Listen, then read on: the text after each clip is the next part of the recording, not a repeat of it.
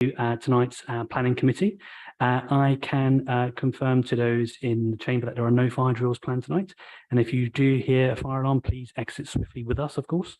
The agenda tonight will be taken as in order, and we'll have a short break after item 22 PO533, so that's 191 Warple Road, or after an hour and a half, whatever comes first. And we'll take the last item of business at around 10:30. And those at the room, please do come to the front and take some water. It is a bit hot. And so I'm just going to outline the process for those new here, but also those online as well. So what we'll do is we'll take, after we get through the first procedural bits, and we come to the actual planning applications, what we'll do is take each item in the following order. So an officer will present the application and make reference to the modification sheet. And then speaking will have objectors first, then ward councillors, and then the applicant and agent will have the right of response. Then officers may respond referencing the points raised to add clarity. And then we'll take 3 questions at a time from the committee. And then move to comments and general observations, and then we may need a debate or agreement if there's any conditions before a vote, and then we'll move to vote on the recommendations, asking those to vote against, not voting, and vote for in that order. Is that clear? Excellent, excellent. So I've received apologies from Councillor Martin Welsh, and we've got here the fabulous Caroline Charles subbing in his place. Are there any further apologies received? Nope. Excellent. So can I take the, can we have any declarations of pecuniary interest, please? None received? Oh, one.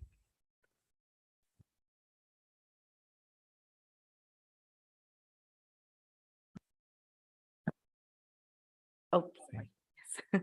Sorry, just to say that 2 of the applications on tonight's agenda are in my ward. Thank you very much. Good to have you here for local knowledge as well. So if there's no other declarations, the minutes of the previous meeting, can I have them as a read and a true account of those meetings? As kind of a seconder? Yep. Sherry Ann. Excellent. So I'd like to go to the first item of business, of applications rather. Bennetts Courtyard, Watermelway. Tim, over to you, please.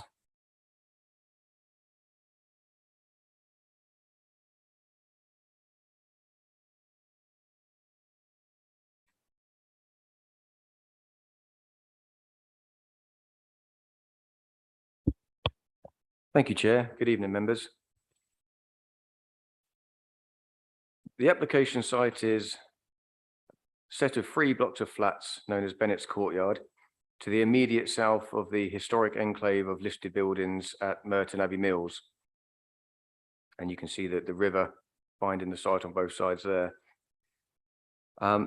Firstly, if I take you to page 8 and the introduction to this item, there is some history here. To summarize, the application was taken, or a previous application, application 23364 for a roof extension, was taken to committee and approved. Following a judicial review, which was successful because the Conservation Officer's comments weren't included in the assessment, the application was brought back to committee with unsupportive comments from the Conservation Officer. The application was then refused. So it was approved once, quashed, and then refused. So now we are looking at a resubmission with updated Conservation Officer comments. So that leads us to the current application. So looking at the site description that's set out at page 8, it's 3 buildings with 52 flats. It is within the conservation area, and there's a number of listed buildings in the historic enclave to the north there. The constraints of the site are set out at page 10. And in a moment in the plans, I'll take you through to show you where the historic buildings are in relation to the site. Moving on to the proposal. Well, I'll take you through the plans first so you can get an idea of the layout. So the site here, other large flatted blocks here, but notably outside of the conservation area. Commercial units, the KFC and the car park here, and then the historic enclave of listed buildings here. And then you can see the existing ground floor layout. So that's servicing and parking at ground floor. And then the existing flats above, the proposed development will take a similar layout to those existing flats above. So you notice the central atrium feature, which is a key feature of that building, and that would be continued through to the new build. Here you can see the existing elevations, so 4-story buildings. And again, the position of the site within the wider area. The buildings in question are over here. So these are the other flatted blocks, which are taller and just outside the conservation area. And then here you can see the historic enclave of buildings here. So this one is the long shop. More views from different vantage points around the site. And showing that central atrium and the ground floor servicing area. So these are the proposed plans. There is some rejuggling of various cycle stores at ground floor to accommodate more bicycles and also a larger refuse storage capability. These floors all remain the same as existing. And the top floor is simply mimics the floors below in terms of layout. So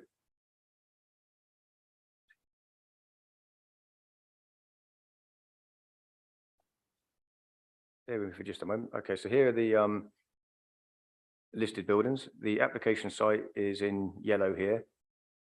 And you can see the listed buildings are the pink dots. So over here and over here, the mill house.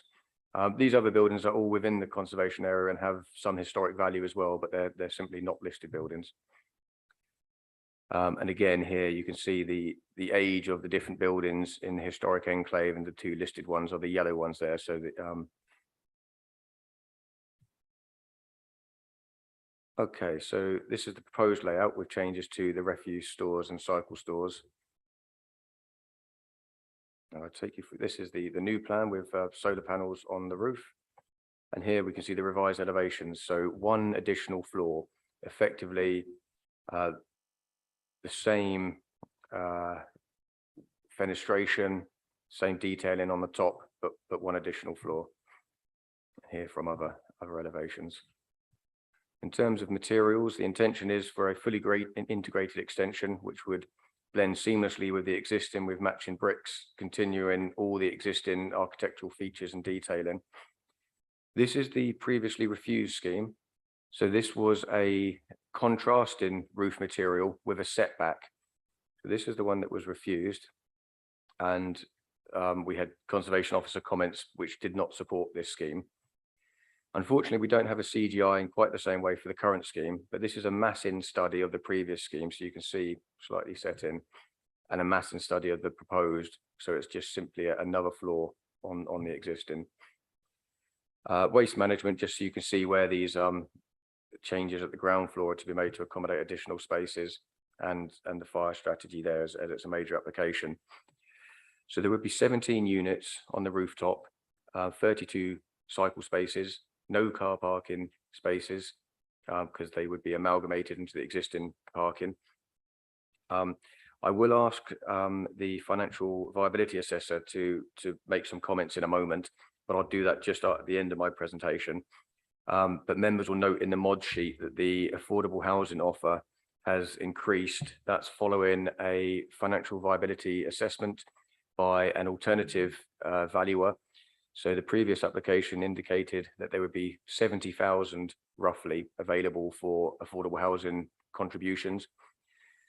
Whilst initially officers suspected that amount wouldn't raise given the current situation regarding financial viability, we have gone to an alternative viability assessor who has looked at the information again. They have concluded that there'd be a greater amount in the region of £460,000 available. The applicant has strongly contested this, but in the interests of reaching a permission, they have offered that full amount as either by way of a commuted sum or provision on site. Now that provision on site, they've indicated, could be 2 units as shared ownership. However, if the council take the offer on board, then there would be some leeway in terms of whether we take a commuted sum, use that towards affordable rent, or intermediate rent, or whether we take the offer on site. So that is something that there's some leeway on, but there will be a significant contribution as part of the offer. Moving on to representations, you'll see at page 12, 655 letters sent out and 25 objections for the reasons set out. I would direct your attention to the conservation officer's comments. So that's page 17. So you can see originally there was concerns that the industrial lines of the building would have been marred, but now that the current proposal continues that existing architectural form, the proposal is not considered to cause harm to the adjoining conservation area setting on listed buildings. The key issue in this assessment will be the impact on the conservation area, as this was the sole reason for refusal under the previous application. It's important to note also that since the previous application, the London plan targets have been increased, and so there's a greater weight to be placed on the delivery of housing. Given that there's no objection from the conservation officer under this current application, officers recommend approval, and that will be subject to the updated recommendation that you can see in the mod sheet. What I'd like to do now is call in David Coates of Adams Integra. He is the financial viability assessor who has commented on the scheme, and he will be able to explain in a little bit more detail than I can why the offer or why the amount that's considered to be viable has increased quite so substantially. So if I could bring in David now. Yes, hello, hi. Thank you, David. My query was just if you could explain fairly briefly the reason for the greater commuted sum over the previous scheme, and then it might be that members have questions at some point we can come back to you on, but at the moment it's just a brief outline of how you've got to the contribution. Thank you. Thank you. Yeah, we looked again afresh at the application and the previous work that was carried out, and we looked initially at the build costs, where we were able to identify some savings. The original build cost the applicants put forward was 4.99 million, and we reduced that to 4.53. On the sales values, we concluded that they were fair and reasonable. On the profit level, the applicant had a profit level of 20%, and we reduced that to 17.5%, which was again in line with previous work that had been done on the scheme. The design fees were one area where we did make some big reductions. Our view was that, well, the applicants had used a flat 10% rate for design fees, which would cover things like architects and QSs, etc. And we took the view that with the build costs being as high as they were, that just applying a flat 10% rate to those would result in a large capital sum. So we reduced that figure down, and basically said if that was disputed, then excuse me, we would require further evidence. On the finance, we're pretty much in agreement with the applicants, and on the timing, and the SIL payment was one area where the applicant had suggested a total SIL amount of 520,000, and after consulting with officers, that amount was actually lower at 370,000. So that was a big area of saving from their original, from their suggested figure. The sales and marketing fees, the applicants had in at 3%, and we reduced those to 2%. And then the final area where we made a reduction was on the benchmark land value, because we considered the rooftop to have a negligible value, whereas the applicants had assumed in their words, a nominal benchmark land value of 100,000. So we reduced that to 50,000 for various reasons which are in the report. And that resulted in a residual land value of 518,000, which when we compared that to the benchmark land value, resulted in a surplus of 468,000.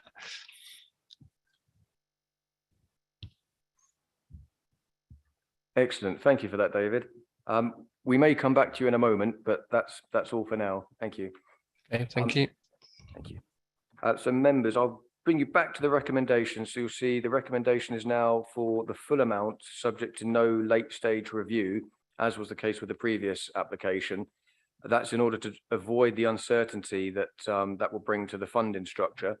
Whilst this is unusual, officers consider that a reasonable argument has been made in that we're likely to receive a significantly greater commuted sum than we could likely hope for through the late stage review mechanism. So overall, this will be a beneficial approach for the council. If I can bring in Jill Tyndale, who's the conservation officer now, just to outline the difference in position on each of the applications. So I'd remind members of the previous one, a contrasting roof material set back from the edges, whereas this one is a fully integrated extension which continues the existing built form. Thank you, Jill.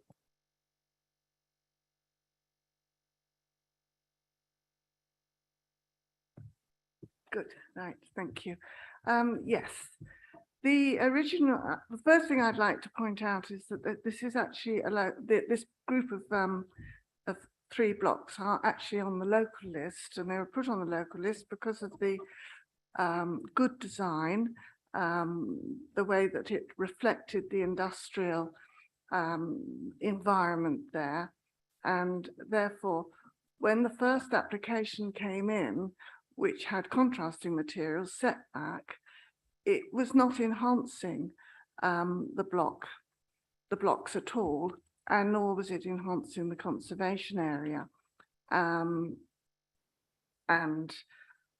basically it was not a good design. So now that they brought in a new design, which basically is following through the original design, but just extending it upwards by 1 story, makes it much more acceptable, and in fact preserves the original qualities of the blocks, and also doesn't detract from the conservation area as it is now. I think that's basically it in a nutshell. Excellent. Thank you, Jill. As I say, there might be questions we call you back in for, Yeah. but thank you. So Chair, that concludes the presentation. Thank you. Thank you, Tim, David, and Jill. Just a point of clarification. So I've had a question about, why did we on this particular application get a second opinion? And that was on my direction to John, and he indulged me to get a second opinion.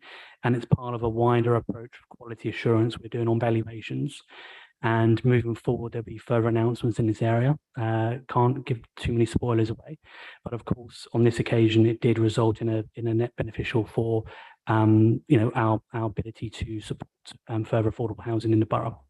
But again, it's something we're very grateful for that we were able to do, and grateful that the applicant as well bared with us through that process. So we're now going to take speakers. So I have 3 speakers on this item, including the applicant. So do we have Sally Hines? Yes, she's in here. So Sally, you've got 3 minutes. That's it on, right, okay. This is the second of 3 ongoing applications by the same applicants on the same roof space. The then leaseholders, now freeholders, us, who live below, are entering our third year of fight. The speculators and money have the money and the motivation to keep going until we're worn down. The first application of 15 flats was registered in January last year.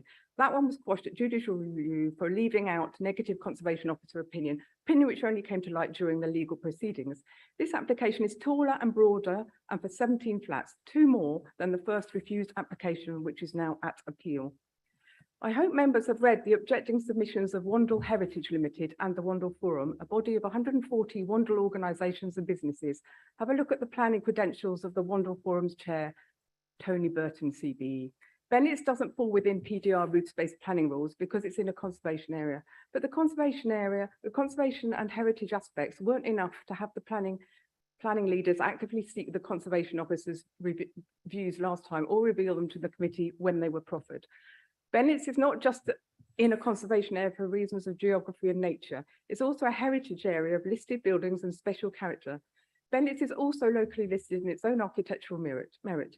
It won the prestigious HDA Architectural Design Awards overall category in 2005, awards promoted by government and REBA. The Wandle Heritage Objection tells of Bennetts' history and its bespoke design. It was specifically designed exactly that size and shape because it was appropriate for its settings. Rooftop upfill was not devised for bespoke architectural buildings, and conservation areas are to be conserved. Harming the area and ruining Bennetts may offer spoils to these speculators, but with no corresponding benefit to the housing supply. When it briefly had planning permission, our rooftop lease with permission was put up for auction at Allsops with a beginning price of £1.3 million. That would be the price before any construction costs or profit. The last application was refused with £150,000 in lieu, I believe, not 70. It been increased by the time it was decided on. This is another leasehold scandal example. Imagine someone only after profit building another story on your home. Imagine the nightmares that await us. We now own the freehold. How ridiculous is that? We've spent all this time buying the freehold, and as long as this lease stands, we can't stop it, even as freeholders. Last time these applicants had a Queen's Counsel head of barristers arguing, and they still lost. We didn't bother this time, and neither have they. We can't afford it. Does anyone care that this ongoing battle is a feudal, unjust and unfair? How much longer are we expected to repeat this fight? Given that this application for 15 is refused, and this one is for 17, the very least you must do is refuse it and let them appeal it behind the first. After all, they have version number 3, which was registered ready and waiting just 2 days after this one, which is presumably lined up for next month. That's it, thank you. Thank you, Sally, for that passionate expression of your concerns. So we've also got Caroline Cooper-Marbella, local councillor, on the line. Caroline, are you able to speak? Cool.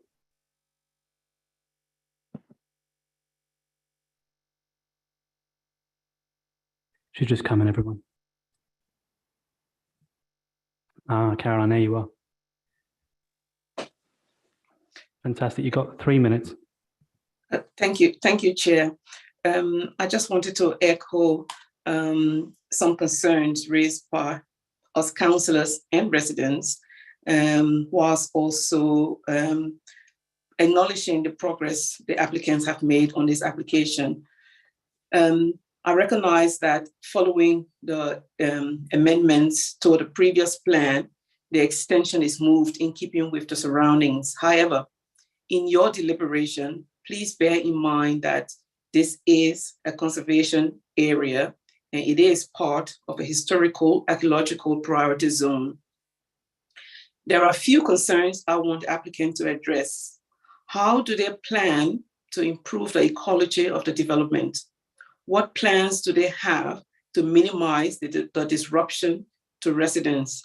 After all, residents thought they were buying a home, and instead they risk living on a building site.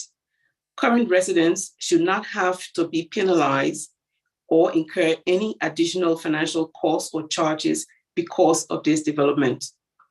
The development has 9 one-beds and 7 two-beds with no affordable housing in there. It seems the developer is adding accommodation in stages to avoid building any affordable accommodation and using the viability study to justify this. It certainly will not address the need for more family homes in Merton, and that's what we need. Affordable housing is a priority for us in Merton. So who benefits? Certainly not the community and not residents. Thank you, Chair. Caroline, thank you very much again for speaking up for your residents. And I think we've got Simon Ricketts. Simon, thank you so much. Yeah, I believe you got 6 minutes. Thank you, Chair. Good evening, councillors. My name is Simon Ricketts. I'm the applicant's planning solicitor, and my clients asked me to address you briefly this evening. As you'll be aware, in March of this year, the council refused permission for a broadly similar development on the basis of less than substantial harm to the Wandle Valley Conservation Area, following an objection from the council's conservation officer. The amendments made to the application before you this evening have addressed the conservation officer's concerns. The officer's conclusion is that the amended proposal will not be detrimental to the existing building and conservation area, will have a neutral impact on the character and significance of the conservation area and setting of the listed buildings and scheduled monument. Therefore, the only basis for the council's refusal of the previous application has been addressed, and of course the committee will be aware that it has to be consistent in its decision making. The only other two issues I would like to touch on are in relation to affordable housing and sustainability. In relation to affordable housing, the scheme has been subject, as you've heard, to two independent viability specialists review on behalf of the council. And whilst there has been some difference of opinion between the specialists, the applicant fully supports the council's aspiration to deliver as much affordable housing as possible. On the basis that the committee resolves to approve the application this evening, the applicant is willing to take a commercial view and will not contest the highest level of affordable housing contribution of £468,714, even though this is substantially higher than the conclusion of one of the council's two viability specialists and higher than the advice of my client's own consultants. In relation to sustainability, the council's sustainability officer has now confirmed that the proposal fully meets the necessary energy reduction standards, meaning that no carbon offset contribution is required, given that the scheme meets all relevant energy and sustainability policies on site.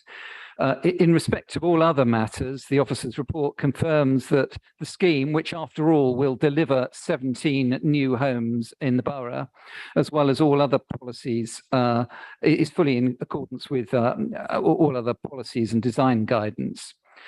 Finally, of course, the application is to be assessed against the tilted balance in planning policy terms, which sets a very high bar for refusal.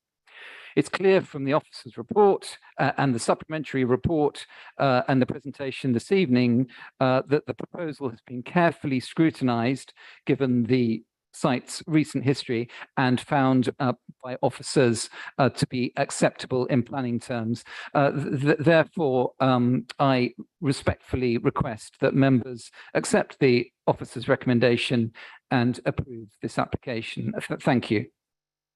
Simon, thank you very much for confirming those details as well. Committee, so we have opened up to you. Oh, sorry, Tim, apologies here. Do you want to come back into that? Thank you, Chair. It was just some points of clarification that the committee may find useful. One of the speakers mentioned another application. It's not lined up for next month committee. The other application shows a setback to the roof, so that we have two applications in. The current one, a fully integrated extension which goes straight up. The other one, which runs concurrently, shows an extension with the same materials but set in. So because we had the issues of the extension being set in previously, we've advised that we wouldn't be supporting that one. But so it's still pending, no intentions to bring it forward to committee following this one.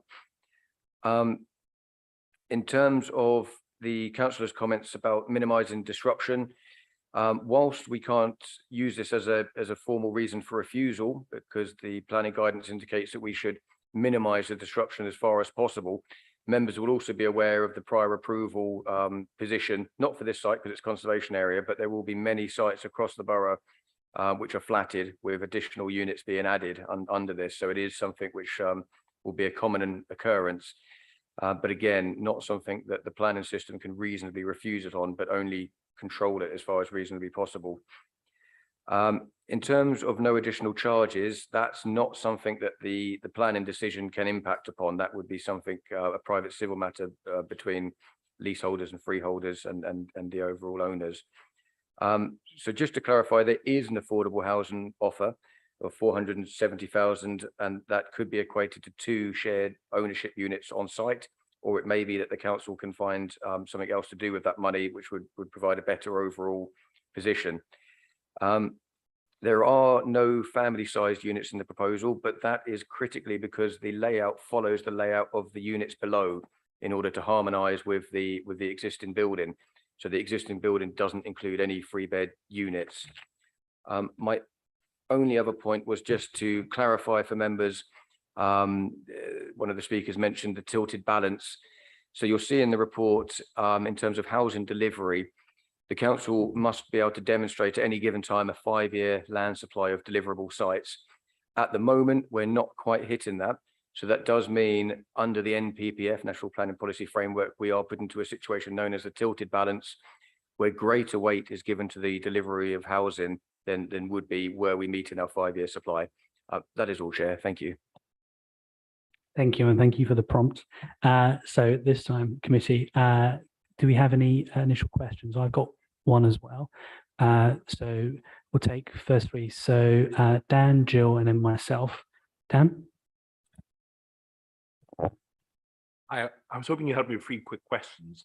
Number 1, so we as a committee, can we express a preference, for example, you instead of shared ownership, having the money instead to spend in the community or affordable rent? Is that possible?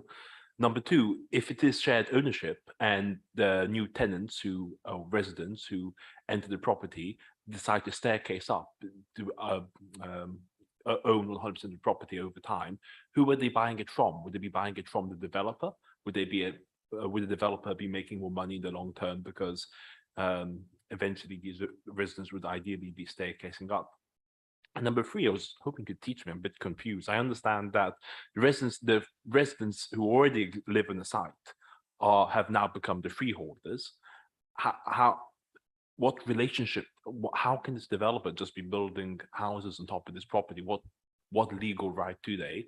And on that, is there anything stopping them after we approve this? Is there anything stopping them from building another story in the future? Because as Councillor Caroline made the point, if they had built 2 stories at the same time, perhaps we would be able to have gotten more affordable housing or something. So thank you. 4 questions in one. Jill? Yeah, I mean, I very much concur with my colleague on those questions, but added into that, I worry, given that the building has got awards for its design, I still worry that ultimately the impact on the conservation area is a bit of a creeping death, in my opinion, in that every time we allow an extra story of buildings on top of a building in a conservation area, it's sending out a signal. So I, in an ideal world, would absolutely throw this out without any equivocation. However, I'm not in that position to be able to do that. I would send out a message to any developers considering the same, that please don't use our housing targets as a device to make money, because this is what's going on here quite categorically. Now, on another note, I'm extremely concerned about residents currently there and the impact, the noise, the disruption, the effects on their mental health, their physical health in terms of what is going to happen there.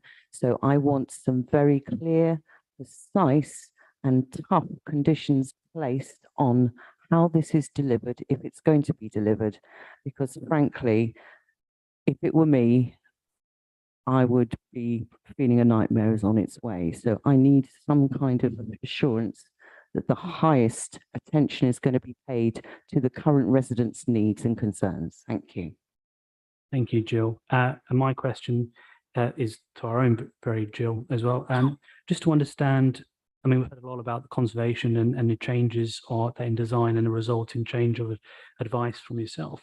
It'd be great to learn a lot more about your risk tolerance and how you take a view when you judge these opinions, and what is the difference between the proposed previous scheme and this scheme in terms of that from the element of risk and keeping with the wider area. So just to understand that for our context. So in recap, in reverse order, my question to Jill about risk and how she judged these things. Jill's question about what clear and precise conditions can be delivered for the residents during the build phase. And Dan's 4-in-1 about, can we exhibit a preference for the type of affordable housing, who they're buying it for if it is shared ownership, and then the challenges with the freehold and how that works in terms of the wider relationship. And there was a point about building again, but let's hold that one back because I was going to ask John to come on that point as in the next round. Thank you for the summary, Chair. So coming back on that, yes, we would have the ability to ask for the money as a commuted sum, in which case we could spend it on affordable housing in whichever way we felt fit, which could include affordable rent or intermediate rent, or we could have an on-site provision of 2 shared ownership units. I'm afraid I would be stepping beyond my remit if I were to offer advice as to who they would be buying it from, or how the freeholders the residents now becoming freeholders, how that affects their legal right. They are factors in the development process, but they're not material planning considerations. So we are blind from that point of view. We're simply looking at it from the planning acceptability rather than the legal right. Similarly, you can submit a planning application on land that doesn't belong to you, but you can serve notice on the owners. So that doesn't give you the right to then build on that land. It simply means that in planning terms, it's been assessed as being acceptable. So there can be other legal obstacles which planning permission does not convey an ultimate right to develop over. In this case, though, I would be shooting in the dark to say what those legal obstacles could be. In terms of the impact on neighbours, yes, if there's a rooftop extension going on above you, it's going to be pretty important to ensure that impact is minimised. And I do have sympathy for the occupiers of the floors below. As I mentioned, this is going to be something we see across the borough. The fact that it's in a conservation area doesn't actually make a lot of difference in terms of the impact on neighbouring properties. It's not a visual matter. As far as we can go with that, within the reasonable confines of the planning system, is to put conditions on requiring information of how it's going to be done. So I would draw members' attention to condition 15, which relates to, that's page 44, a construction management plan. We also have condition 9, which is, 8 and 9 for other details of construction. But condition 14 will be the one that deals with noise and vibration and the critical things in terms of neighbours. And we hear the message from committee that this, would need to be worked out at a fairly detailed level. And of course, that's something that we would look at through the condition discharge process. And then I'll pass over to Jill just on the conservation area issues. Thank you. Yes. When looking at this, we have to look at the context and also the design issues, which is why the first application was refused, because the materials and how it sat on top of the original building did not look good and didn't look right and didn't work and didn't complement the existing building or the conservation area. As far as the height now of the building, although it might be preferable that it isn't increased, but however, it's acceptable that it should be, because you have to fit it in with the context of other developments in the area, and that the other blocks which actually fall out of the conservation area but are very close are higher, and therefore this development is only adding 1 story. That is, all that they're being given permission for, and there are other blocks being built within the conservation area on the other side of Watermelway, which will be higher. And I'm afraid, taller buildings is something that we are having to accept. And the fact that this building's proportions will still be very good and will fit in well within the context of the conservation area. Thank you, Jill. Sorry, Chair, there was just a couple of bits to come back on, which I didn't cover in my first response. That was about, is there anything to stop adding another story? The applicant would be free to make any application that they chose to in the future, be that 1 additional story, 5 additional stories. But of course, the council would retain the right to refuse or grant planning permission based on the impact.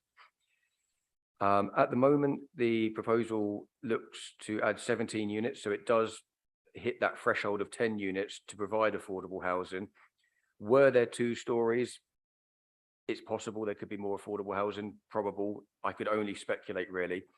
But the key thing is that we must assess the proposal that's in front of us, which is for 1 story. Thank you, Chair. Thank you. I'm going to ask John to comment on this as well, because I had a similar question in technical.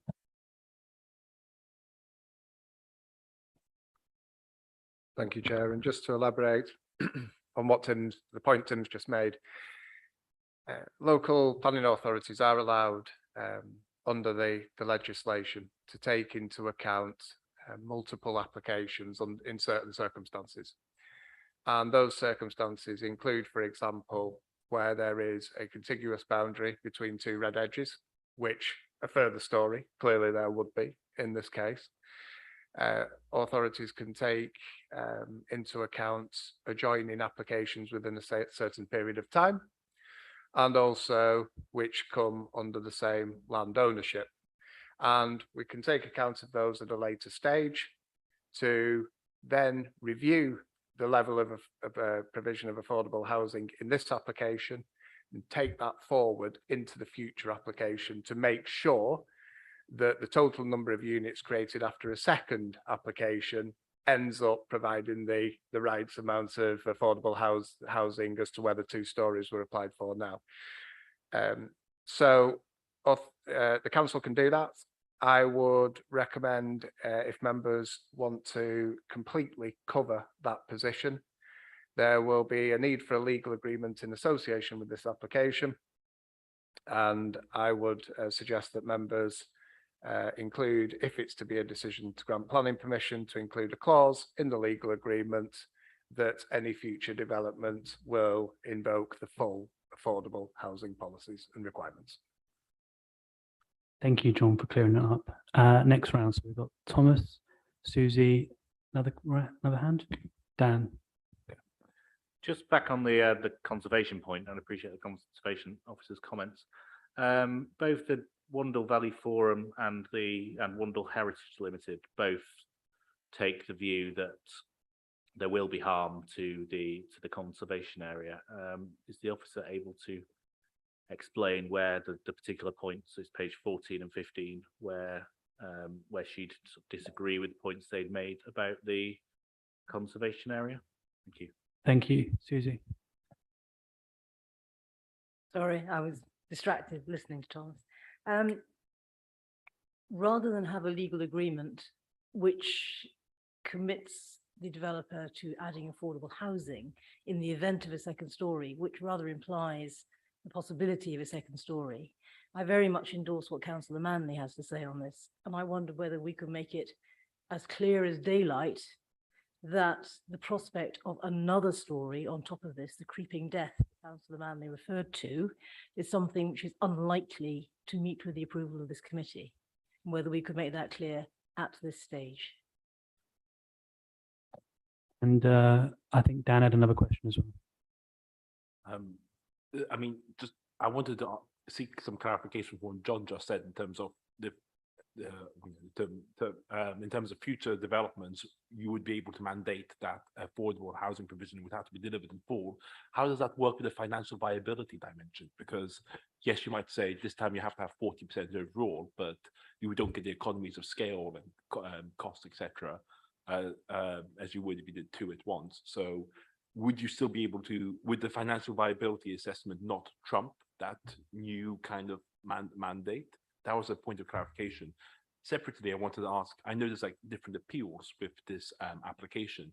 Is it possible to attach a condition where that said, were we to approve this, this would be the application that would go forward, and the condition would be all other appeals would have to be dropped? Super. So recapping in reverse. So Dan's points about adding a condition relating to the appeal on the previous application. I think we did something similar on Leicester. So that's that. And then part A of Dan's question was just more clarification on the valuation. If there were to be an application for a second story. And Susie's point echoing about how do we make our views heard about a second application? I think we have, but I don't think we can mandate it in that application. And then Tom's point, probably to Jill directly, is where do your views differ about the Wandle Valley and the Heritage Forum, and how do we, it'd be good to just understand their thinking and basis for their experience on that as well. Do Eldon, you can come back. We'll Jill, just read up a little bit more on some of those comments. I just come back on Councillor Susie Hicks's comments. I think there's no reason that we can't make it very clear that another story is not likely to be acceptable. The clause in the legal agreement would simply relate to the possible eventuality that were another story added and approved, we would be able to link it back to the affordable housing contributions, but not to infer any kind of acceptability. I think, given the fact that the higher buildings are further away from the conservation area, we would have a pretty good basis to resist any further story. But that would just be my opinion at this stage. In terms of the comments on future viability and how that would work, my understanding would be that there'd have to be a financial viability assessment of the entire development as if it were submitted as one. That's right. To take that cumulative impact on top. We do have an email from the applicant indicating that they would be willing to withdraw their appeal, which is due to be an informal hearing in November, were this application to be approved. And that's part of the reason they've come in to offer this much higher amount of affordable housing, because it would mean that they may possibly be able to avoid the appeal. However, I don't know if without the applicant's agreement, I don't think we could reasonably say you must drop the appeal. It would be their choice as to how they proceeded. They could potentially have this application in hand, but may also want to pursue this appeal scheme. Now, that's something they've indicated they have no intention of doing. I don't know if we can go as far enough to mandate that, but I'll pass on to John if he has any comments on that. Thank you, Tim. Members will recall that for the lesser site application at the last planning committee meeting, that the applicant was willing to sign a legal agreement to say that the appeal would not be forthcoming, subject to the approved application being resolved in a satisfactory timescale to them. We would need that from the applicant in this case, the willingness to sign a legal agreement. Tim is right. It would have to be, a mutual approach. They have indicated that is the case. We can certainly go away and ask the question. And that's probably as far as we can take it today. I would hope the applicant would agree to that in a legal agreement from what we've been told so far. Got some nods, so I assume that's taken, so we can maybe add that to conditions. Jill. I appreciate that the building, this group of buildings did receive an award for good design. I don't feel that this adding another floor in this seamless way actually will detract from the building, the design and its qualities. Regarding the extra height, it is only, as I've already stated, it will still be lower than other buildings nearby.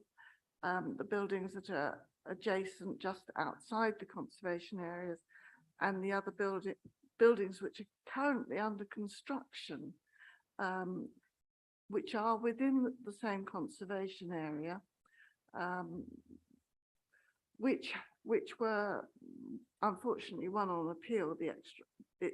We actually had negotiated that the building was lower, the ones I'm talking about, which are mentioned. It is mentioned here about the Abbey Wall development, but that will be higher than this will be with its 1 story. I think that 1 story being added in the same materials, following through the same design, will be successful, acceptable, and will retain its good design. Have I answered your question or not? Yep. No, thank you. That's really good to hear that from you, and really grateful here to clarify that as well. Another round of questions. Sherry-Ann, Jill, and we'll call it a day then. Thank you, Chair. I just wanted to ask, has there been any communication from the applicant as to how they're going to mitigate the disruption that's going to be caused to current residents in the development? I've received quite a few sort of number of inquiries about this, so I'd quite like to know if there has been any plan set out. I know that a construction management plan is required to be approved by us. Sorry, it's not required to be approved, it's required to be approved by officers later down the line. My second question would be, is that a condition that we can say we as a committee would like to see that later on? Good question. Jill. I think my question really follows on from my colleague, and I don't even know if I have a legal right to ask it, but I will anyway. Again, putting myself in the shoes of these unfortunate residents, is there any offer or meaningful offer or any way we can ask for a meaningful discussion with regard to reduction of their service charges during any of this disruption, or some kind of assistance in maintenance of the cleanliness of the interior and exterior of their current properties? I know it's a big ask. Thank you. So I think they both relate to the construction plan, and ultimately what additional scrutiny could be added to that plan while it is being negotiated with the applicant. Thank you, Chair. In terms of the disruption to residents, we don't have a plan at this stage, as normally that would be something that they would address post development through the condition. I have to say, I don't know whether it would be appropriate to bring the information back to the Planning Applications Committee for the condition information. I'll leave that with John for a decision. In terms of the reduction of service charges, again, this isn't something that is a material planning consideration. So as part of the planning judgment, in my opinion, that wouldn't be something we could reasonably levy. However, cleanliness of the halls inside, that would come squarely within the remit of the condition. And that is something that if members would like, we can explicitly state that in the wording of the condition, so there's no ambiguity.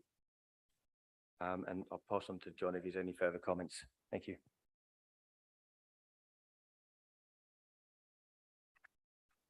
Thank you, Tim. Yes, it's a really good suggestion, and the reason that I say that is because I've just been through a very difficult scenario with an upwards extension and the disruption that has caused residents, where in that particular case, it was a prior approval application actually, and the construction management plan hasn't really gone as far as covering the residents' interests in the way that you would hope. So my suggestion would be to flesh out the construction management condition, expand that plan to include almost a residential management plan for the existing residents, so that the residents know what the program is. It can be updated. They get timelines of when things will happen, how things will be cleaned up for them. If there's to be any damage, how that will be repaired. We could ask for that submission from the applicants. Because it's a condition, we would essentially be accepting tonight that it's not fundamental to the heart of the planning permission. So could I make an alternative suggestion, please, to bringing that back to the planning committee and suggest that we agree that plan and move it forward in consultation with the ward members and perhaps yourself, Chairman? You took the words out of my mouth. Yes, that may be a condition if there's support for that. So we delegate that and bring people in. And I think we won't be taking any further questions, I'm afraid. But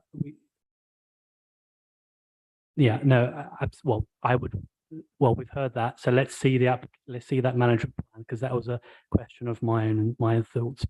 Cool. So let's move on to comments. Are there any comments from colleagues at all on this? We've had Jill, Susie, Jill. Thank you, Chair. I appreciate and understand our conservation officer's comments, and I appreciate all the hard work that's gone into this by our officers. These are never easy decisions, particularly in sensitive areas and also where residents are in situ. And I hope that people feel that I've taken that into consideration. But I do feel that I am going to support this, provided that these conditions are met. But I would also invite the residents, if this does go ahead, that they keep in touch with the relevant officers with regard to the conduct of the building process, so that we can be sure that we've done our very best to protect you as our residents. But I will be saying yes to this application. Thank you. Thank you, Jill. Susie? Thank you, Chair. I think I'm just about to say the same thing. It's very difficult with the tilted balance and the desperate need we have to build accommodation and the 468,000 now wonderfully secured, to say no to this. And I'm pleased it's not over 18 metres. I'm pleased it's being redesigned so the conservation officer approves of it. I was very concerned about it because I love Merton Abbey Mills, always have. And I was very, very worried about the impact on the conservation, the heritage area, the little area. But having looked at it, it seems to me that because this site is to the north, the sunlight falling onto the area where people walk around will actually not be significantly impacted. So my initial concerns on that one are met. And I feel, although I feel for the residents of the blocks, and I really do hope that the provisions are tight for how this is dealt with. And I really want us to make it as clear as possible that this is not going to be a precursor of another floor and another floor after this. I would really want that to be clear. But subject to those things, I think I have to support this. Thank you very much. So just recapping the conditions, and colleagues help me out if I miss anything, and officers as well. So obviously what's already in the order paper plus the mod sheet in terms of the additional affordable. And so we agreed that if there was any further floors added, to make it clear that the viability assessment valuation would include the existing. And while we can't obviously have a determination on that application, we can say that we would countenance the first application as well as part of our deliberations. We've got so that's part of the legal agreement. And we also then what John suggested. So it's that residential management plan. It's delegating the review to myself and the ward councillors as well.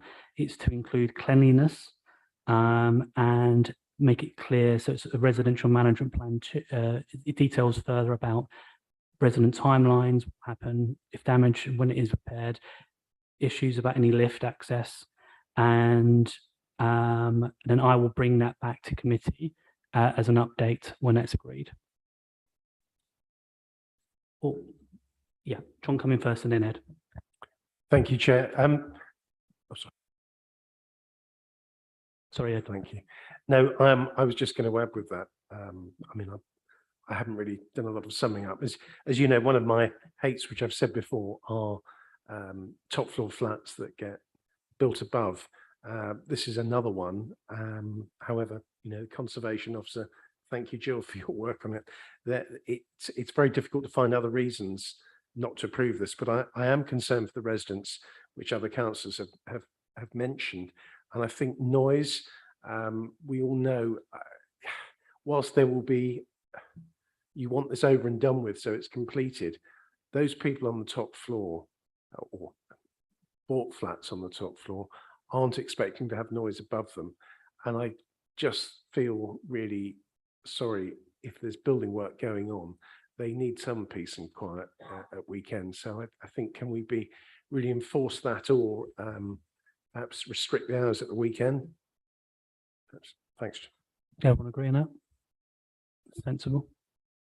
Yeah. John, sorry, I cut you off there. Yes, we can restrict weekend working.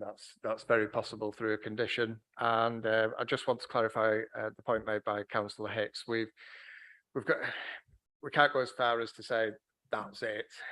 We do have to allow people to have their rights to put a planning application in if they so wish for an additional story. But to make it make the committee's feelings as strong as we possibly can, I would recommend to members the inclusion of an informative on the decision notice to say this permission has been allowed, but it was the view of the planning committee that further additional stories would not be acceptable should the applicant be proposing another application, basically. Fantastic. So with the updated conditions and informative, now let's proceed to a vote. So all those voting against the scheme? One, Chairman. One. Not voting? None, Chairman. Voting in favour?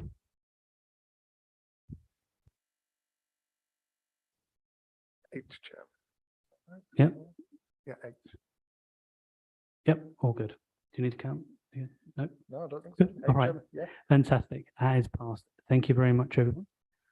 We now move on to our next item of business, and then we'll take a short break. So it is 35 Woodland Way. Stuart, I believe you're going to be presenting this application.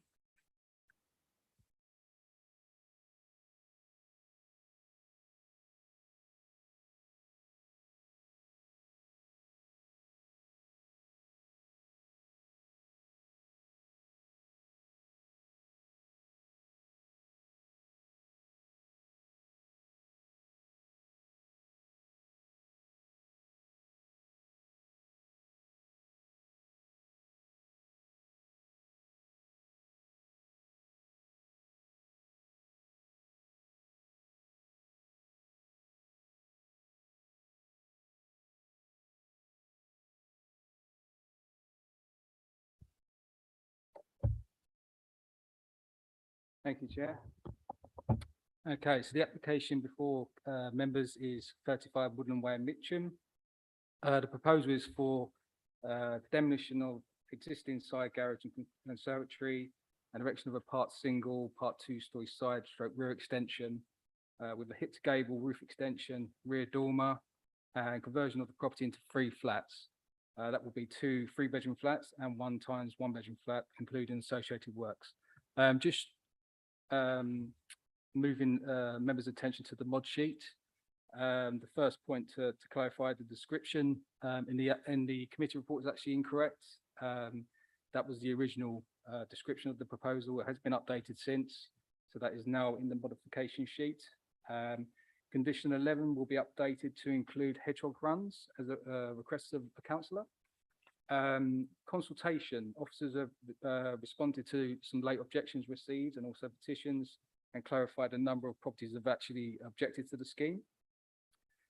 Bin storage will be conditioned as in condition number 6.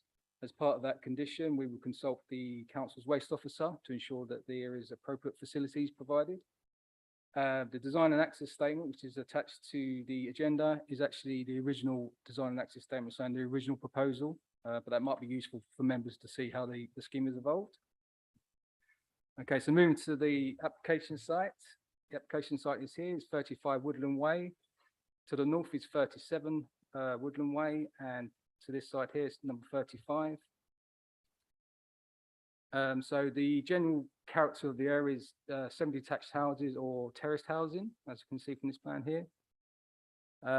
So the proposal moving forward, so I'll just move to some site photos. So here's the application site here, part of a semi-detached property, corner site with quite a large garden at the side. This is a photograph taken from the back of the property, application site here. This is 33 Woodland Way, which is has a single-story rear extension. This is a photograph showing the flank wall of the existing property. This conservatory here, which will be demolished as part of the proposal. This is the side road from Woodland Way. The application site is here. This is number 37 Woodland Way. So I just took some aerial views just to show the application site in a bit of context. Application site is here. As you can see, it's a corner site, quite a large plot. Another one taken from the back. This is the application site here. The rear conservatory and rear extension will be demolished as part of the proposals. So moving to the scheme before members, the application is for conversion of the house into flats, 3 flats. So there will be a 3-bedroom flat on the ground floor. This is one of the flats. They will access from a side entrance here. All the units meet minimum size standards.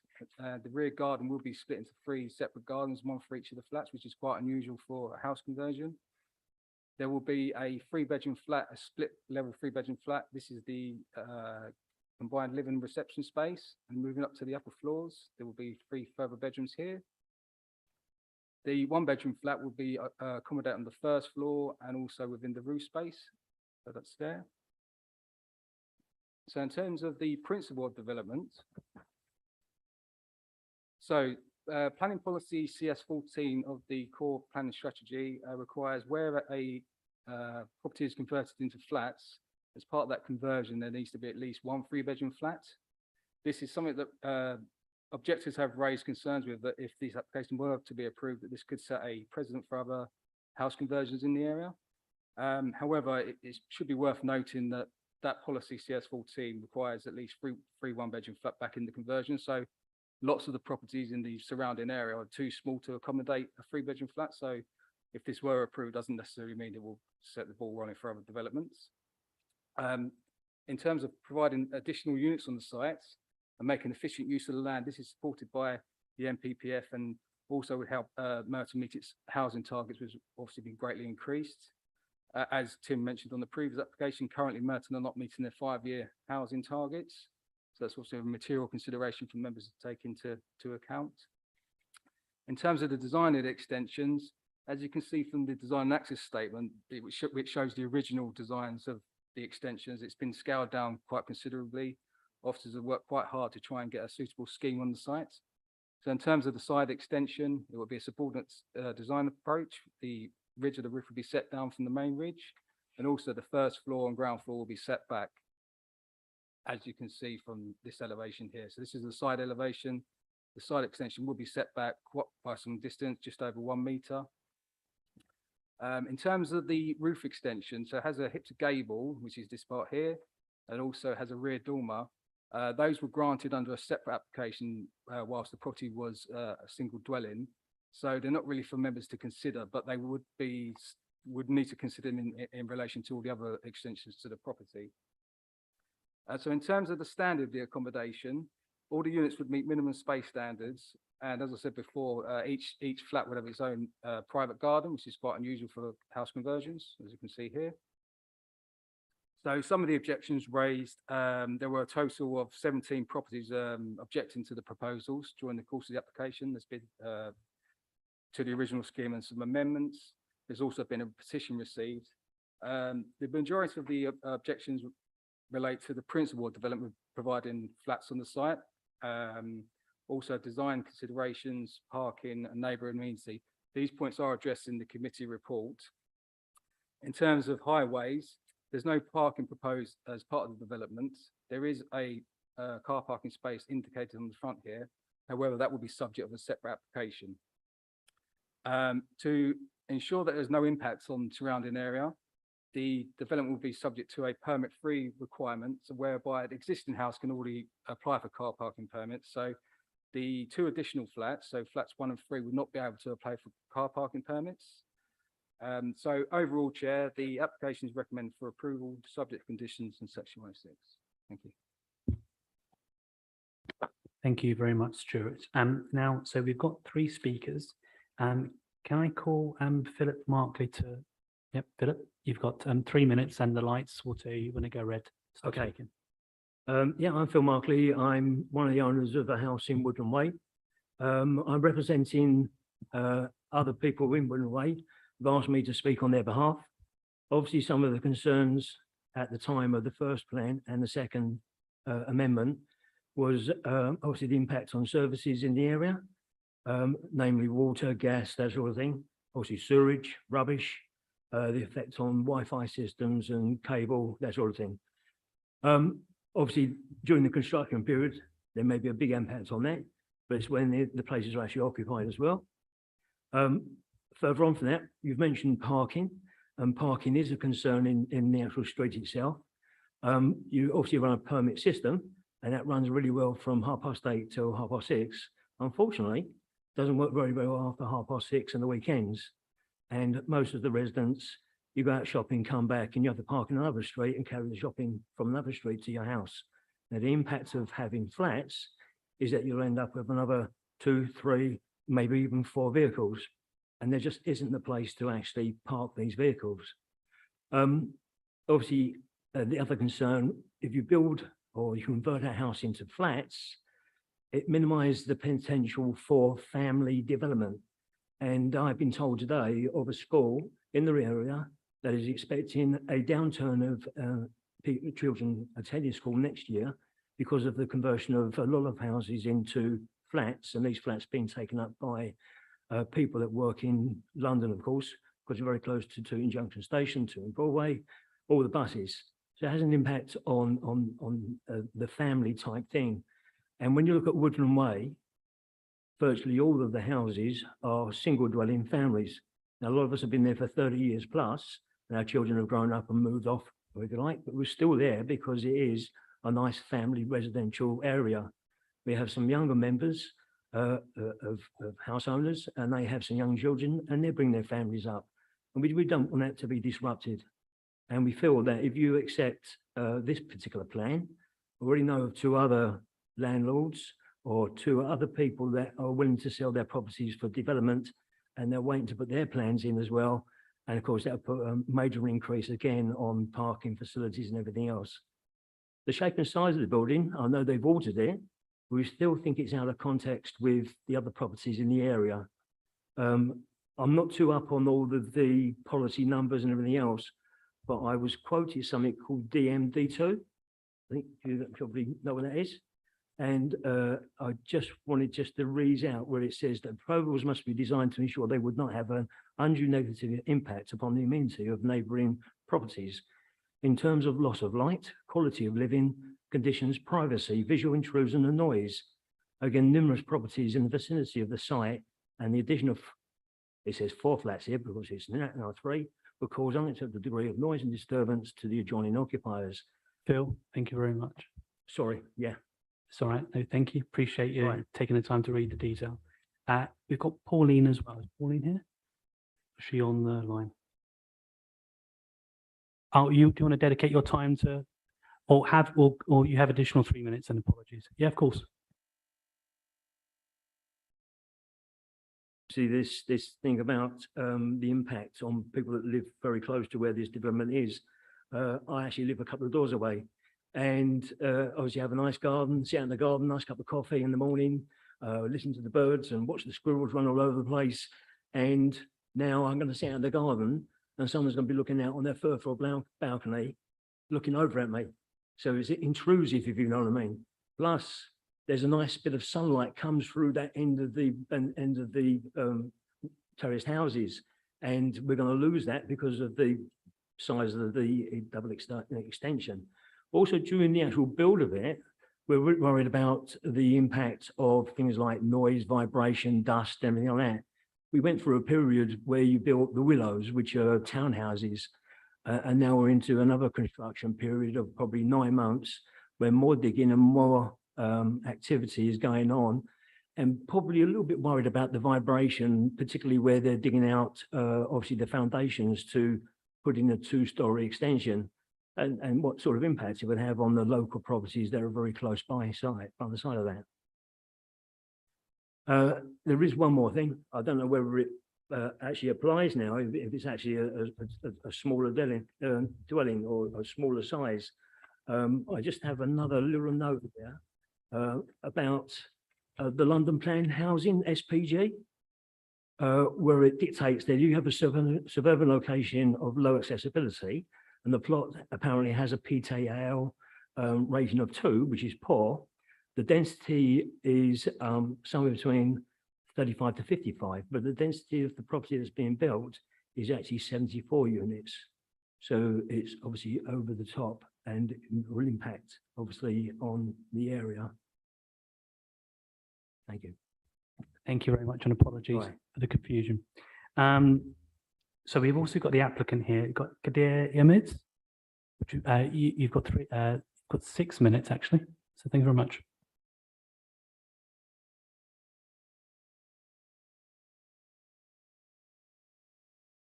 Oh, hi. Good evening. Thank you for allowing me to speak. I'm a local estate agent who's been working in Mitcham for the past 7 years. North Mitcham has become an increasingly popular area for a lot of first-time buyers.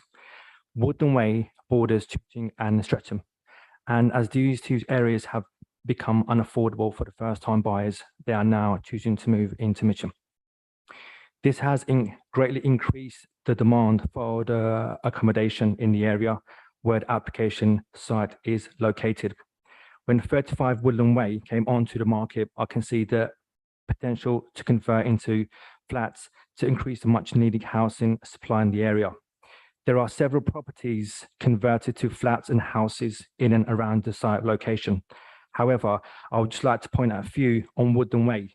21 Woodland Way, planning approved for 2 flats. 58 Woodland Way, ongoing for 3 flats. And last of all, 51 Woodland Way was a community association which was demolished and built to 8 residential townhouses. I'm fortunate enough to work and know the local area, and I believe my approach to getting the planning has reflected this, as I wanted to bring a scheme to the market and add value to the local area. As I'm sure the locals can attest, the property was a derelict and a haven for antisocial behavior for cannabis growing and dealing of drugs. We submitted a pre-application in November 2021. The feedback was very positive. The proposed scheme was supported subject to: number 1, carrying out a highway survey to ensure that it would not cause congestion in the traffic. The survey verifies 13 available car park spaces at all times. Its parking demand can be accommodated on the local highway. The second condition was that we showed a 45-degree splay to ensure that the development is not blocking sunlight for number 3 and any of the other neighbours.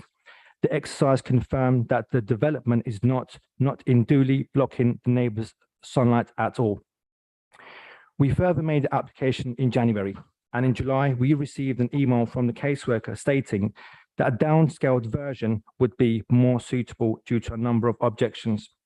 After corresponding with the local council, we decided to take into consideration both the caseworkers and the local residents' objections and reduce the scale of the development from 4 units to 3, as opposed to going to appeal with the original scheme.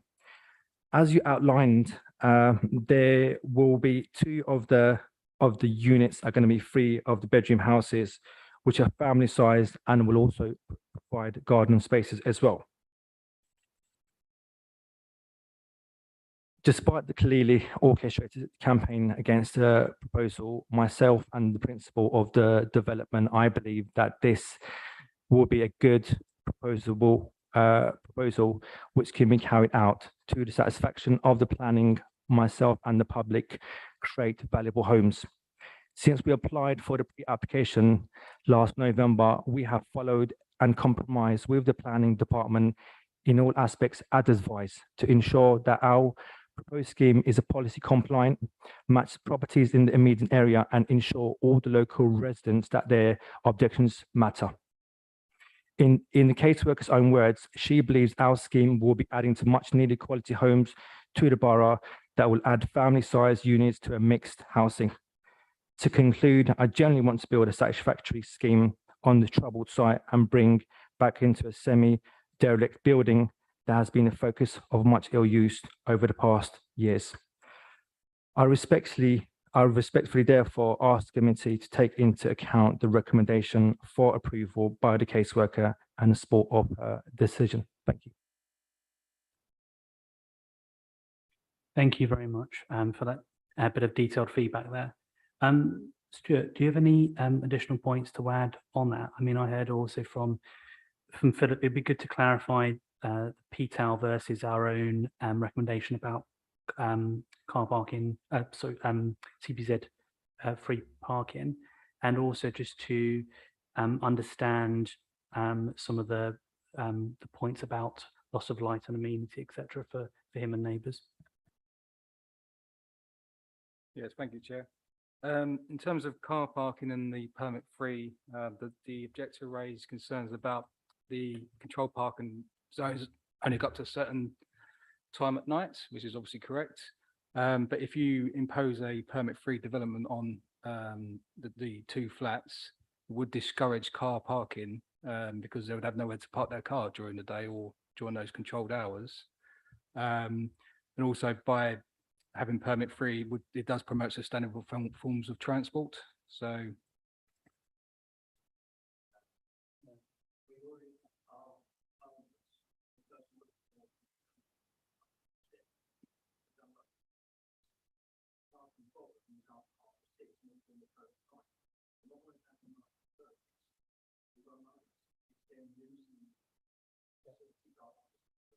Thanks, Phil. Take your point. So in terms of family accommodation being proposed or lost, there are 3, as part of the proposal, there will be 2 3-bedroom flats, which will be classed as family accommodation. Impacted on services, local services, obviously this comes up quite a lot. As part of the proposal, there are 2 additional units on the site, so it's quite a modest scale development. So there's no evidence for officers to suggest there will be an adverse impact on services. In terms of setting a precedent for other house conversions, each application would obviously have to be treated on its own merits. But as I said before, the policy CS14 does restrict a lot of house conversions due to size, providing a 3-bedroom flat as part of the conversion. In terms of neighbour amenity, probably best if I can just show members on the screen so they can make their own decisions in terms of impact on neighbours. So if we look here at the rear of the property, as you can see, the neighbour here at number 33 has an existing single-storey rear extension, and number 37 would be a right angle to the application site. So these will be the 2 main affected neighbours. So in terms of the extensions, as you see at ground floor level, the neighbour's extension is here. So the ground floor extension will be in line with this extension. So there'd be a very minimal impact here. In terms of the 2-storey extension, which will be here, this would obviously project beyond the neighbour's existing extension, but there'd be a good level of separation from the boundary, which would help in terms of light and the visual impact of the extension. In terms of the impact on the property number 37, as I said, this neighbour will be located here, and it will be the flank wall of their property. And again, there's a good level of separation between the proposed extensions and these neighbours. So officers are satisfied that there will be no visual or light impact. In terms of the balcony and overlooking that the objector has raised, as I said in my presentation, the roof extension here and the hip to gable are actually development, and they have been approved under a SEP application. As part of those applications, it's based on volume of the extension, so the Juliet balcony would comply with permitted development. Noise and disturbance, we have conditions as per the previous application to try and limit impact on neighbours. That'd be condition number 8. And in terms of density, the objections raised. In terms of density, it's a design-led approach to density. So officers, as I said in my presentation and in the report, officers are happy with the design of the extensions, and therefore officers would recommend approval. Thank you. Thank you, Stuart, for that very detailed feedback on the points. So what we're going to do now is go to committee. So can I get first round of questions? So we've got Sherry-Ann, got Michael and Susie. Thank you, Chair. I'd just like to recognise that this is in my ward, and I just have a couple of questions. Obviously, you know, it's no secret that Groveney has its issues with waste. I'm not really convinced by the waste kind of plan that was outlined in the DAS, where it said it had bin storage provision for each flat. So I wonder if officers could shed more detail about that.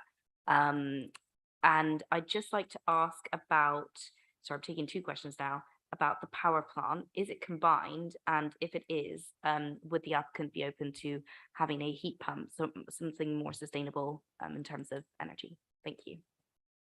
Thank you. Michael? Yes, just given concerns raised about energy uses and thinking once again with like a sustainable hat on, I was just wondering if we can mandate or condition something like solar power or more sustainable energy sources as a possibility. Okay, and Susie? Thank you, Chair. I'm obsessing about sunlight tonight.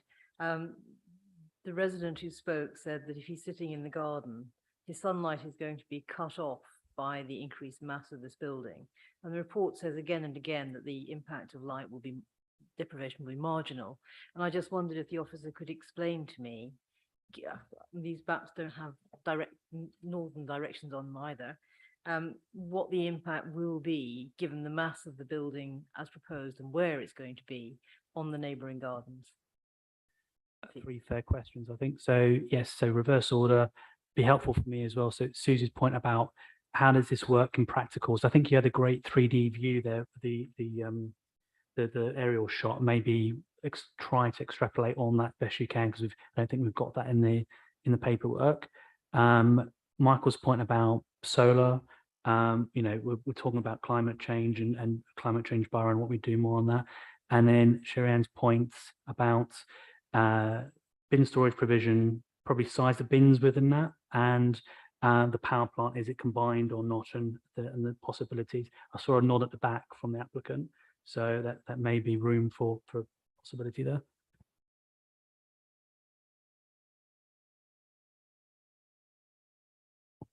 Okay, thank you, Chair. In terms of bin storage, will it be easier to show you on the plan? So the proposal is to have bin storage in the back gardens of each of the flats. We will control the level of bin storage and the type of details as part of a condition. We will consult the council's waste officer. If it was deemed more appropriate, we could put bin storage in the front, or a combination of the front or the back. It would really depend. Generally speaking, we would like to hide the bin storage as much as possible. But this probably does have quite a large front garden, also rear garden. So there is some flexibility there which we can control. In terms of the power plant, I'm not an expert on climate change, so but as part of the condition for climate change, we will consult the climate change officer and seek her view. So we will try and boost it up as much as we can. If that includes solar panels, which usually does, we can, that will certainly come into play. And so in terms of sunlight, so yeah, the majority, this is probably the best one to look at. The majority of the extensions will be on this side of the property, the 2-story elements. And therefore, so as you can see, the 2-story element will be roughly here and wrap around the side. So it's quite a distance away from this neighbour's garden and also this neighbour's garden here. There may be some degree of overshadowing or loss of light, but there's not, officers don't feel that that's going to be a significant amount to warrant refusal of the application. Thank you, Chair.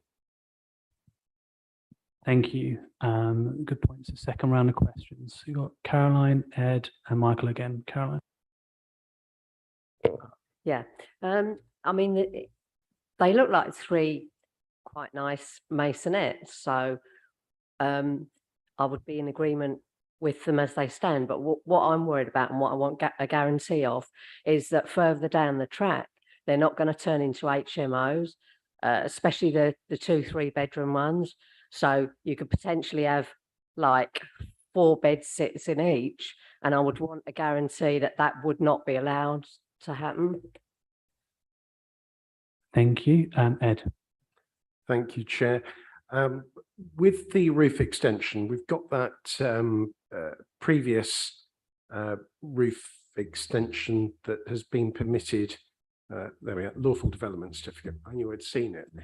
Is there anything to stop the roof being continued with a full hip to gable over that other extension on the side? I mean, if permission is granted, can we? That would be the first thing. So, and I just before I go, that photo we just had up showing the back, you know, the back gardens of the subject house and the ones opposite, there's a fair bit of shadow there already. I don't know what time of day that was taken, but I can see that, you know, it's the overlooking these other flats, obviously with no gardens. You know, if we have a summer like we've had, you're going to have people hanging out over the back. So there is a loss of privacy there for the gardens at the back. I can see that. Thank you. Thank you very much, Michael. Just, sorry, again, thinking internally and externally about noise mitigation, because it's quite a closed-in building with, if you try and stick 3 separate properties in there, you're going to have problems with hearing noise from other residents, let alone the amount of people you'll now have in the building with surrounding properties. So just wondered what thoughts we can give on noise mitigation. Excellent. So in reverse order, so correct if I'm wrong there, Michael, so because of the internals to design, what we do about noise mitigation, and then for Ed's point about the hip to design and hip to gable, but I think you had a wider point about privacy, be interesting just because there's it overlooks anyway, so just be good to clarify that in policy. And Caroline's point about HMO protection, just bear in mind that this area, well, the ward is hoping to be subject to an Article 4 direction. So that means that at the minute in planning policy terms, anything which is over 6 comes to us, and we're going to get item 8 later on, which falls into that category. But anything below that doesn't come in terms of planning, because it doesn't fall that way. But with the Article 4 direction, there will be a change, and things will be a bit more stringent. So those questions then to Stuart, I think. Yeah. Stuart, go for it. Yeah, thank you, Chair. So in terms of the HMO question, obviously, if an application were to come forward, as Chair just said, any HMO in this area would, once the Article 4 directions in, would require planning permission and also subject to the normal scrutiny. So in terms of the hip to gable, adding that on, that would again be subject of a separate application. However, officers have worked quite hard to get the design to a suitable standard, so a hip to gable probably wouldn't be acceptable. But without seeing the detail, that would be my view on that point. So in terms of noise from the building, we could potentially, if members felt it was necessary, add a condition in, an additional condition that would usually be covered under building control, but we could ask for additional sort of measures to be submitted and approved by the council. So in terms of overlooking, as you can see here, there's obviously a degree of overlooking already taking place at the moment by existing windows, and obviously neighbouring properties overlook each other. So officers feel that the additional extensions to the property would not create additional overlooking. And as I said before, the roof extension doesn't require permission in any event, which has got the Juliet balcony. Thank you. Thank you very much. Do we have one more round of questions? Dan, Jill, Tom. My question's on the air quality in the air quality section. I note the application does not provide any assurances about this being at least an air quality neutral application. So what further assurances can we secure? Have the conversations been had about, I understand, about the car parking? I mean, the resident made a very fair point. Just because you need a permit to park them between the hours of 8:30 and 6:30, there's also working hours. You could the other flats could be off at work and then come back and park here over the weekend. One of the things that might dissuade that is if there were electrical vehicle charging points. Have those conversations been had? Perhaps because if so, then that might be an assurance about the air quality neutrality of this application. Can I just, sorry, Dan, good point. Can I clarify, is that the charging point for the property or charging point for the roads nearby you referencing? Outside the property and the roads, or as part of this application, it could be either on the property or it could be the parking spaces in front of the property, is my understanding, isn't it? So outside the property. No worries. No, thank you. Clarify that. Jill. Oh, I find this quite grim, this application, but you know me by now. It's a bit of a rabbit warren, this one for me. And I appreciate that in order to be as neighbourly as possible, whoever takes up occupation, of which there are potentially families with small children, I'm not convinced that the outdoor space is particularly large or accommodating, in that also we have to ensure that there was more than adequate bin storage. Because if you've got 3 people living in one flat, that's a lot of recycling, etc., etc. So I'd really like that examined and ensured that either each unit's provision is within reach of each flat and also easily then accessible for distribution out to the main road for collection, or alternatively that there is a complete communal bin storage point at the front. That's my first comment. The second comment is I guess more in terms of the management of what this building becomes. And I am aware that there'll be a lot of extra noise in the summer. We'll all be outdoors baking and roasting. And if you've got suddenly three gardens with 3 new families or units, I wonder how we can, I don't know, in some way or respect, add a condition into it whereby, oh, I don't even know what we can do, but something that protects the residents from excess barbecuing and noise. I'm probably asking the world here, I know, but if I don't ask now, when will I? Thank you. Tom.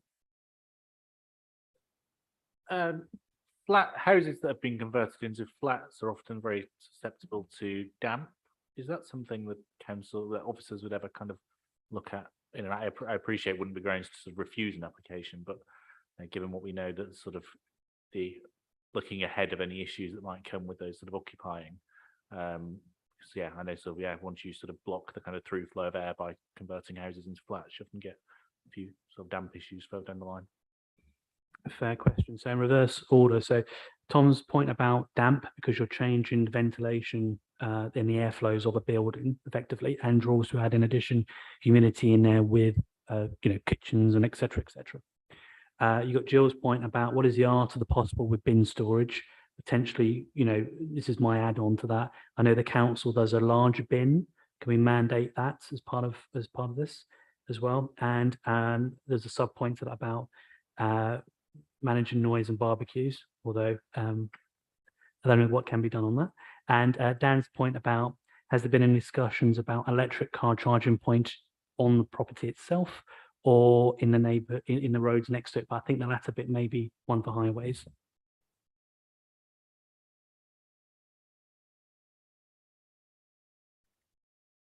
Yeah, thank you, Chair. In terms of air quality, that's quite a good point to make about electric charging points. We can look into the feasibility of that. I'm not entirely too sure because it would have to be outside the application site, so it would be subject to a legal agreement. We can certainly look at the feasibility of that. There are obviously other options in terms of boilers and that type of stuff. There is a condition which is attached to the application as well in terms of air quality, so we can certainly look at all aspects to make sure it is as best as it can be.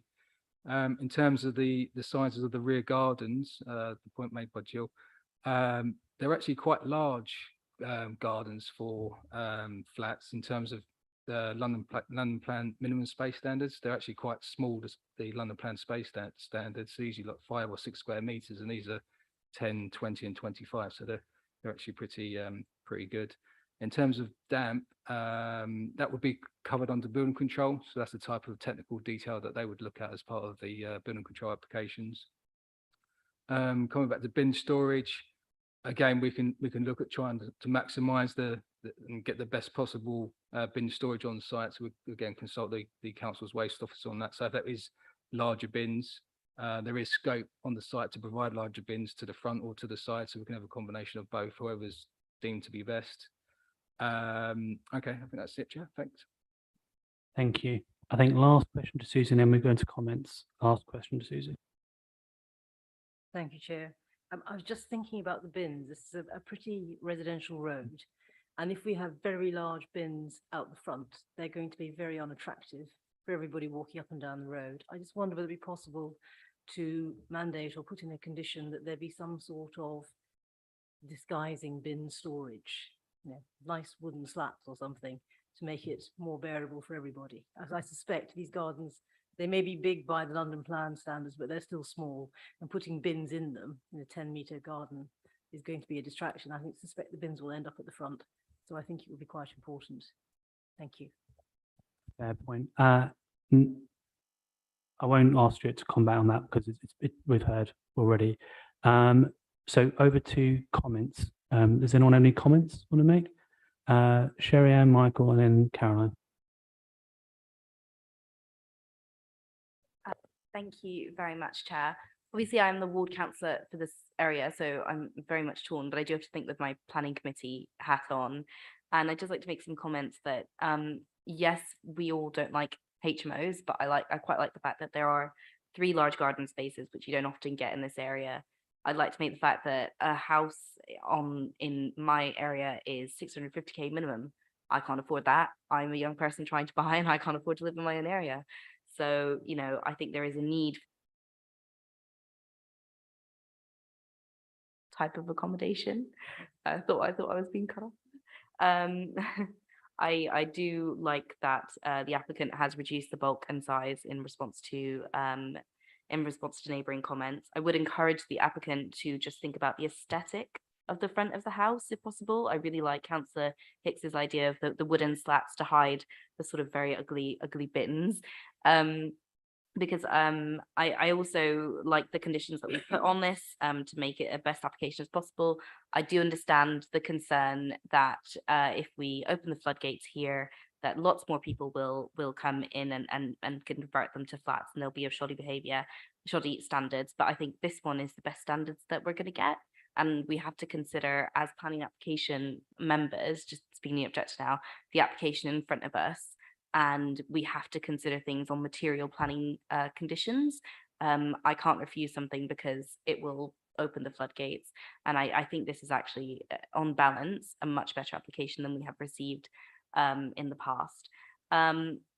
Again, I would just hope and encourage the developer to think about the community that you're coming into and think about the community that you're sort of impacting. Just want to come back very quickly on the privacy issue. I think we're all very aware that we live in London, and I'm very able, for example, to go to the back of my house, sort of the bedroom, and look over into all my neighbours' gardens. So I think as much as we can mitigate privacy, that would be great. But I do think there needs to be a certain level of realism there, that unfortunately we live in an urban area, so overlooking is going to happen. So in conclusion, I am supporting this application, and thank you very much, officers and the developer, for their work on improving this. Thank you. Michael. Yeah, I have my criticisms, but overall, looking at the need we have for affordable housing and the need we have, particularly for young families, I think on balance, I will come down to supporting the application. I think we've got some good conditions attached. I'd like to see, like development for more sustainability, something on noise mitigation. I wonder what those additional measures were, and definitely to put that in. But on balance, I am inclined to support the application. Thank you. Caroline. Yes, I'm likely to support it myself. They look like 3 quite decent sized masonettes with the gardens as well. But the one thing I did want to say was that it's only got the 1 parking place. So can we have a bicycle hanger with it? Because you're going to have a lot of people in there and kids that are going to need somewhere to store their bikes. Thank you. John wanted to add a comment as well, and then I'll open another round for the committee. John? Yes, just to pick up on the points made by members in terms of external noise and aesthetics. I think what would be helpful as well, I noticed that it's not been included in the recommended conditions, but a general boundary treatment condition to get some more pleasant screening and to enhance the appearance of the site and get the landscaping in the right places, I think would be helpful as well. So I would recommend that to members. Excellent. Another round of comments, anyone? No? Ed? And that's it. Well, I was only going to say that that the privacy aspect does concern me, as does the parking, because I know local to me with developments that have come up with the no parking policy, it does impact parking for other residents out of those hours and weekends. And I know that developers, one solution is to say, well, we'll have 24-hour parking, but that also creates a problem for those people if they've got guests and family coming. So I would be surprised if the people in these flats don't have cars, and I can see that having an impact. I think I went to look at the outside. It's a nice little area, this, a lot of family houses. I think the worry with this is it's probably going to be the thin end of the wedge. And I would think within 4 or 5 years, the whole atmosphere in that road is going to change. And yes, you won't have families. I think you'll have multiple people living in 1-bedroom flats of houses that have been converted. And that's just going from 35 years in property. And I've seen this change. I've seen flats like this be converted back to single dwellings, and that may well be the case, but probably not for 20 years. So yes, I'm afraid I don't really like this one. Okay. All right. So can I, again, colleagues, remind me if I miss anything out, and officers. So from a conditions perspective, we want to introduce John's suggestion about the general boundary treatment and pleasant screening and improvement of the ecology of that particular site. Sharianne's point about power plants, we got a nod from the applicant about air source heat pump. And then we had a point about Michael about solar, because it's the entire overall, if you've got one, you may as well have the other, because you're going to get the grant anyway from it. The issue about noise for the internals, about what treatment can be done for that. Sorry, soundproofing rather, apologies, to be clear on that. And then we talked about bin storage. So to be specific, I think we're asking that the bins provided for each of the general waste bin rather, for each of these properties should be the larger 240-litre bin. So that's the larger one the council provides, and include screening accordingly to keep the site of it out of the way from the local neighbourhood. And car charging points was an area we didn't really agree on, although I would probably expect one to be installed on the site. There's a nod from the applicant, so let's put it on anyway. So put 1 car charging point on. Is that, have I missed anything out, colleagues? Well, yeah, yes, the bicycle storage. I think if you're going to put bicycle storage, we'll that will probably be best in the back. If you put it on the front, then it's more liable to be stolen. I may be wrong. I mean, if the applicant, so there's a nod to put that in the back. So that would be the way forward on that one. Is that, yeah, we've captured that. Excellent. Nothing else? Cool. All right. So with all those conditions applied, we're going to proceed to the vote. All those voting against the application? One, Chairman. One. All those not voting? None, Chairman. All those voting in favour? H, Chairman. 8. Fantastic.